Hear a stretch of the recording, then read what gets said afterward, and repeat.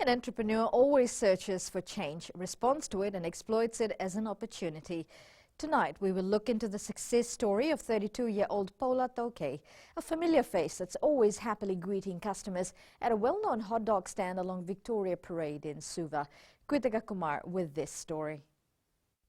Successful Fijians is brought to you by the Fiji Development Bank, your partner in progress. Paula Toke from Matuku, Lau had set up his business 3 years ago with a purpose, for it to help his parents financially when he was away. When I was schooling in BOU, Hawaii, my dad retired, so we kind of have a struggle with my family at home. So financially, my dad and mom haven't worked, so I have to find a way to send money from them in Hawaii. So some few incomes I have, I send it over. I took entrepreneur at BOU Hawaii, which helped me a lot to find a way to help my mom and dad. So I started thinking, rather than sending money, I can save few money to start a business here in Fiji.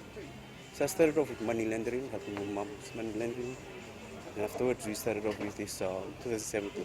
With his 2 kids and wife now in Japan, Toke is always looking out for the business, which is now named after his late father, Kitty's Grill. Because I faced struggles in my life for tuitions, school fees. That's why I think that's what motivated me to think about what should I do to help create a good financial income for, not as Fiji is actually extended family, so to provide money for all of them. I left Fiji for quite a while, so I just came back here just to help my mom out a little bit, spend time with her before I go back again around November or December.